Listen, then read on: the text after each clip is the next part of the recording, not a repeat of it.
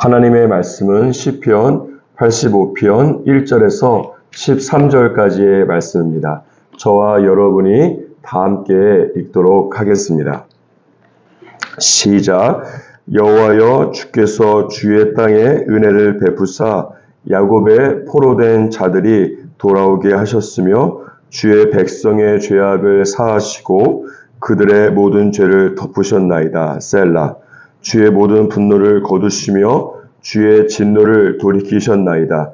우리 구원의 하나님이여, 우리를 돌이키시고 우리에게 향하신 주의 분노를 거두소서.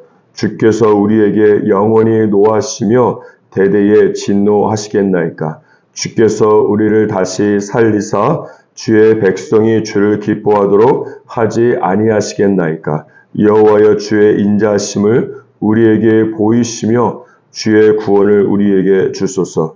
내가 하나님 여호와께서 하실 말씀을 들으리니 무릇 그의 백성, 그의 성도들에게 화평을 말씀하실 것이라. 그들은 다시 어리석은 대로 돌아가지 말지로다. 진실로 그의 구원이 그를 경외하는 자에게 가까우니 영광이 우리 땅에 머무르리이다. 인애와 진리가 같이 만나고 의와 화평이 서로 입맞추었으며 진리는 땅에서 솟아나고 의는 하늘에서 굽어보도다.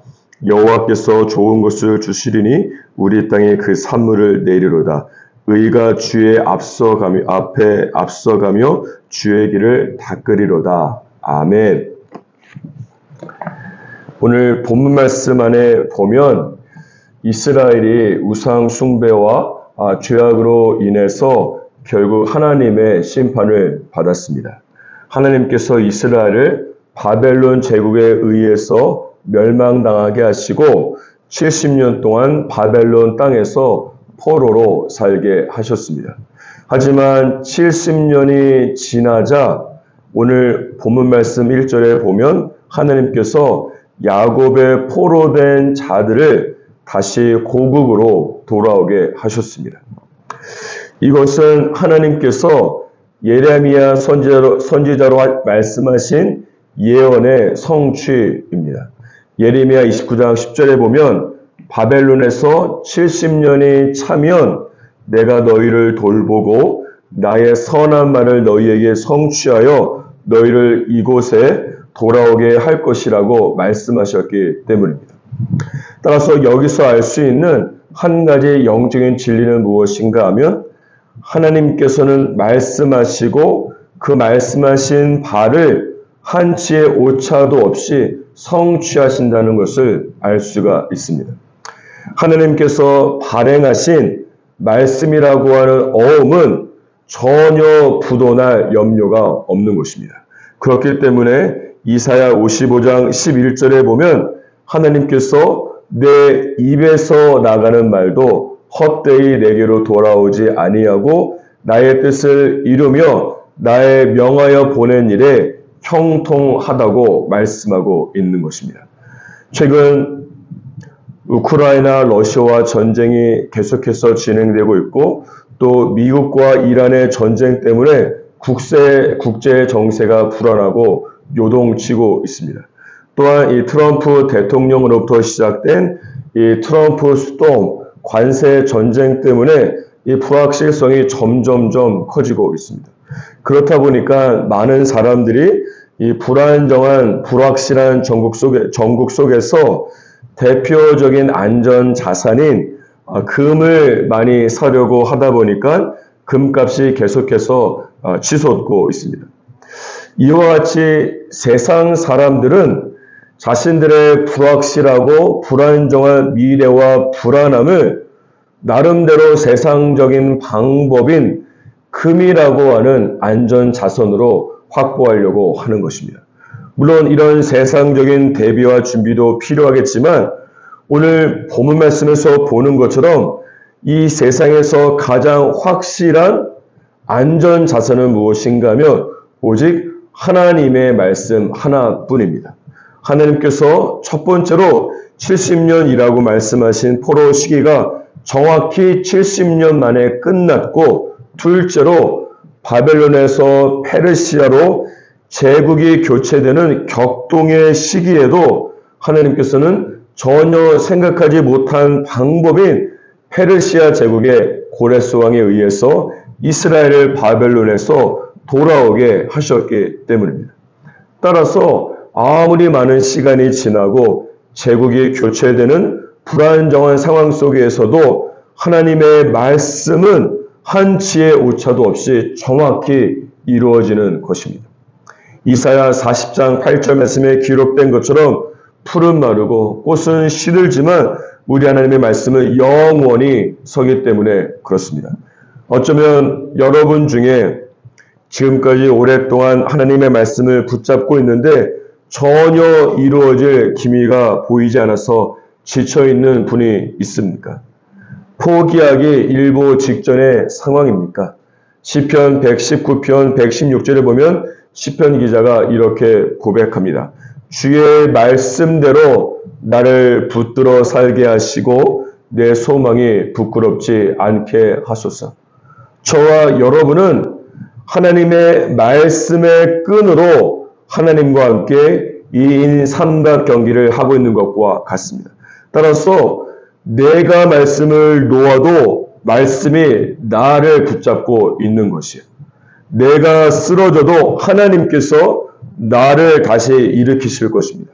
그리고 나를 붙잡고 있는 하나님의 말씀이 나를 이끌고 반드시 믿음의 경주를 완주하게 될 것을 믿으시기 바랍니다. 이 세상에 가장 안전하고 풀은 마르고 꽃은 시들지만 영원히 변함이 없는 하나님의 말씀 붙잡으면서 끝까지 믿음의 경주를 완주하는 저와 여러분이 되기를 주님의 이름으로 축복합니다.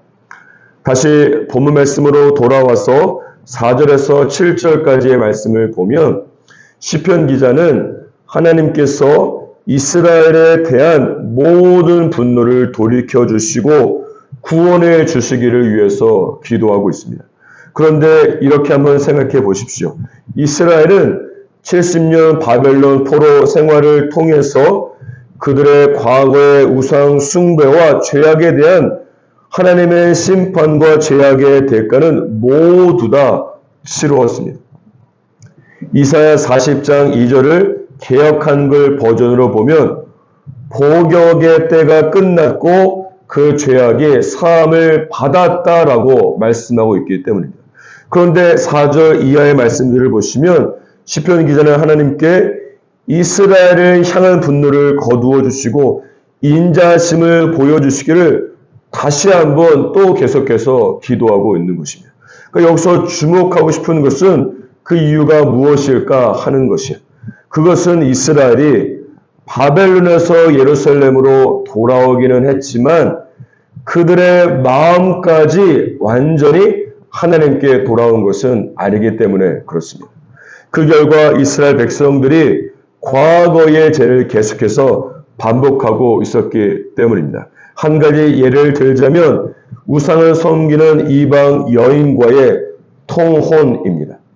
에스라 10장 18절 이하에 보면 이방 여인들과 결혼을 했던 바벨론에서 돌아온 사람들의 명단이 기록되어 있습니다. 그 명단에 보면 제사장과 레위 사람도 있을 정도입니다. 여러분, 영적 지도자가 이렇게 타락했다면 다른 이스라엘 백성들은 오죽하겠습니까?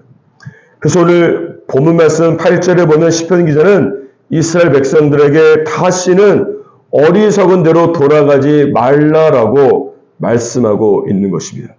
사랑하는 여러분, 인간은 육체의 옷을 입고 있는 이상 바벨론 포로로 70년이 아니라 700년을 살고 와도 과거의 죄를 반복할 수밖에 없는 그것이 바로 인간입니다. 그렇기 때문에 사회에 보면 동일한 범죄를 반복하는 전과 2범, 3범, 10범 등 누범이 있는 것이 아니겠습니까? 어쩌면 저와 여러분이야말로 운 좋게 걸리지 않아서 감옥에 가지 않은 죄인일 수 있습니다. 따라서 이 지점에서 기억해야 될 것은 무엇인가 하면 사도 바울의 고백입니다. 고린도전서 15장 31절에 보면 사도 바울은 나는 날마다 죽노라라고 고백하고 있습니다. 이것은 크게 두 가지를 의미합니다.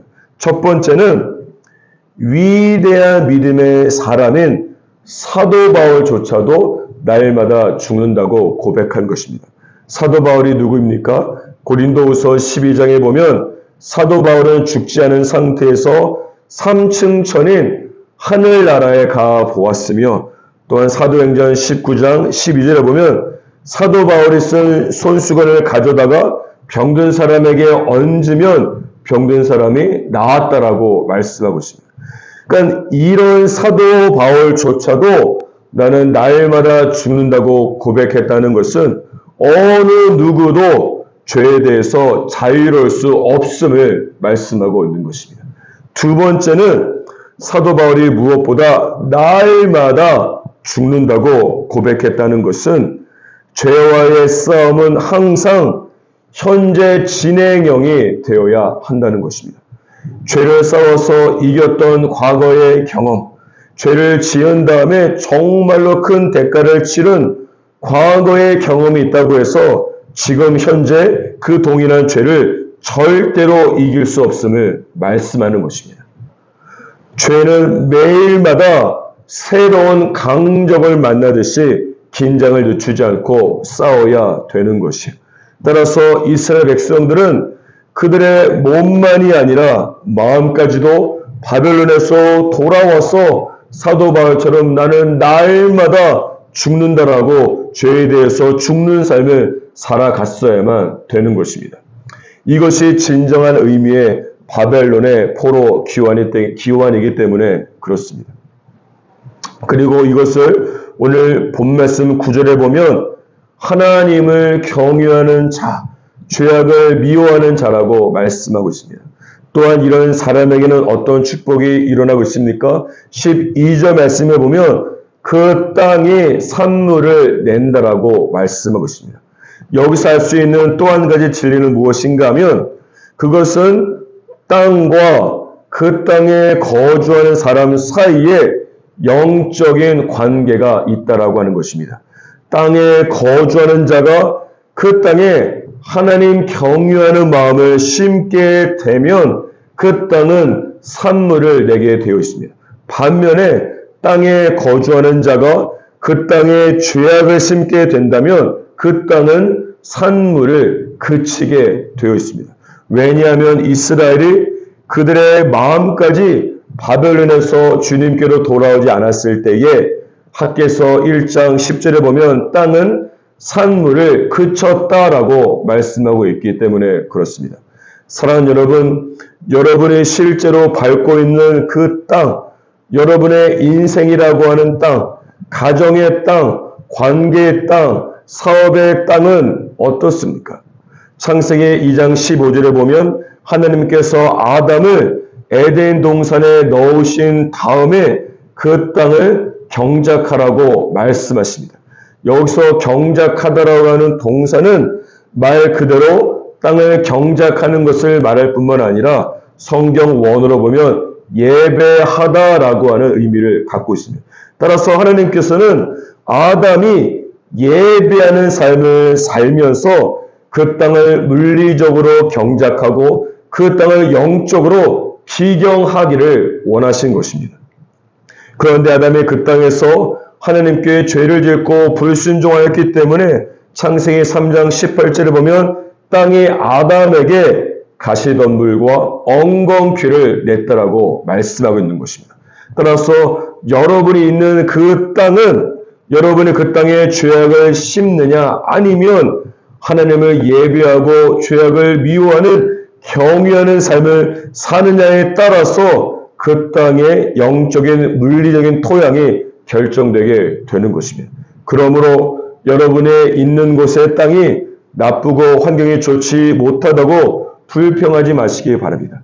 오히려 여러분은 어느 곳에 있든지 그곳에서 하나님을 예배하고 죄악을 미워하는 주님을 경외하는 삶을 심음으로 말미암아 그 땅의 물리적인 영적 토양 자체를 기경하고 변화시키고 환경을 바꾸고 정복하는 자로 살아가기를 주님의 이름으로 축복합니다.